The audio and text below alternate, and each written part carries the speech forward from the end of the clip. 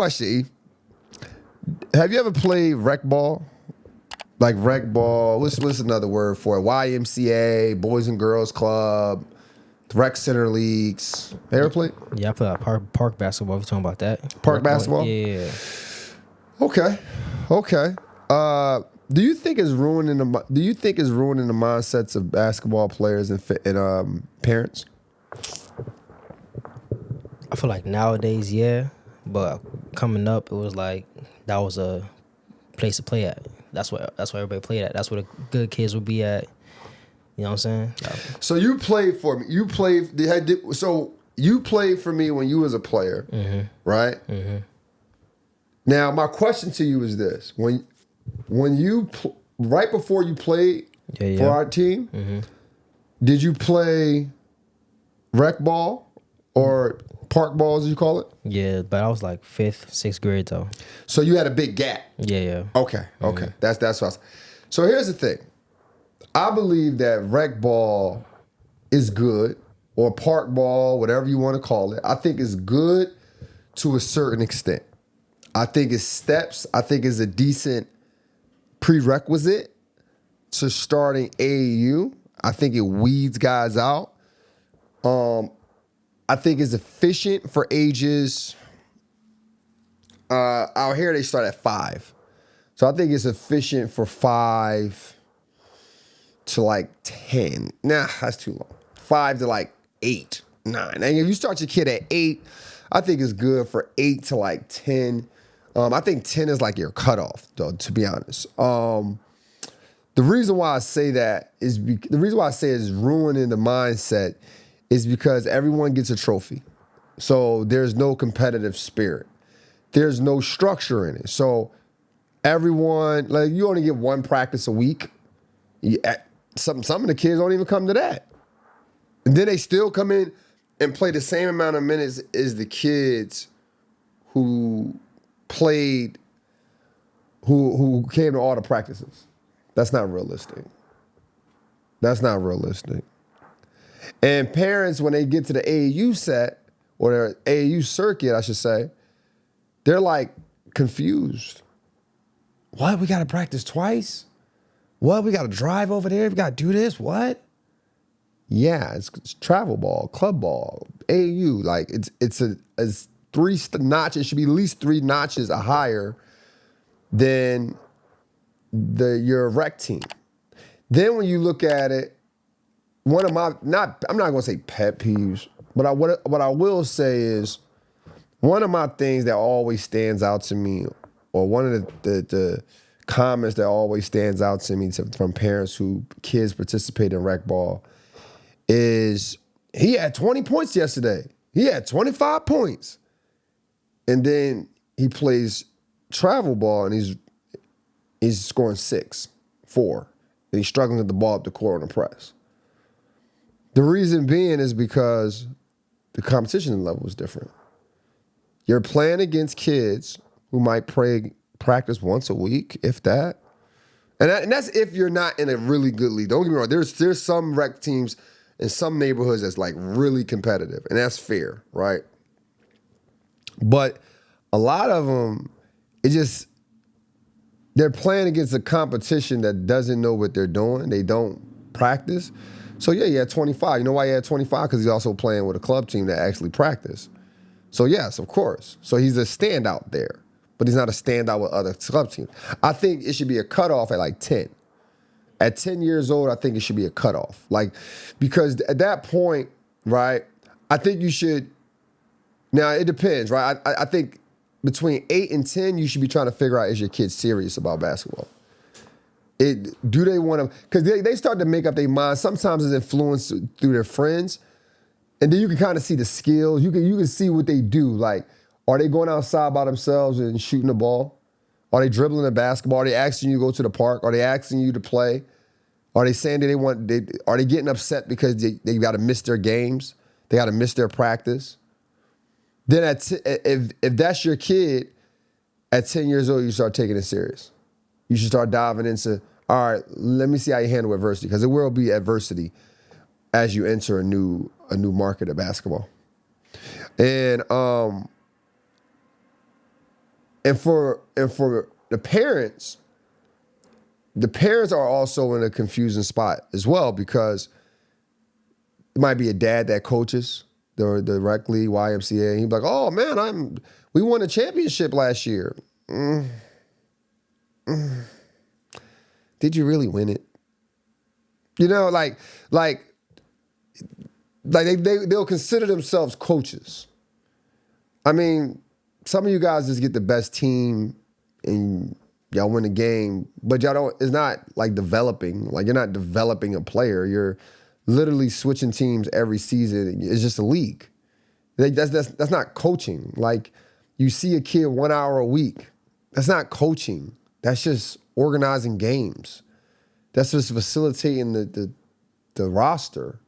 It's not really coaching. Like, so when I always get parents who probably, not always, but in my years that I've been coaching, and that's been like 16, 17 years now, I've had 2 parents in my whole time come to me like, "Hey, why don't you do this? Why don't you do that?" Or suggest certain things. Obviously, it's always geared to their son or something like that. And then they don't understand the grand scheme of things.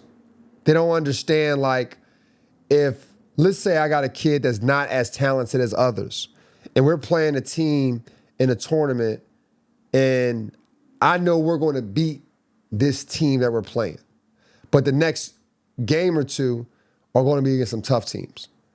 I'm trying to get the kid that's not going to play a lot to play in this game more than anybody else, because he might not play the next game. But the coach dad coach, whatever you want to call it, all they see is points, points, points. Let's run the score up. So that's when it gets confusing. And they'll look at me like, "You don't know what you're doing. You should be I'm looking at the whole picture. I'm looking at the entire picture. I've had parents, dads, come to me and say, "Hey, my kid," let me go back. There are times I've had multiple teams of the same age group. But the difference between the multiple team or the teams was one group was with me before the other group. So it wouldn't be fair to the older group to have to wait until the newer group catch up. And I had it organized in a way where I don't have 8 good players on one team. I have 2 or 3 really good players, and 2 good players and 1 that's kind of behind, but he's been with the group, right?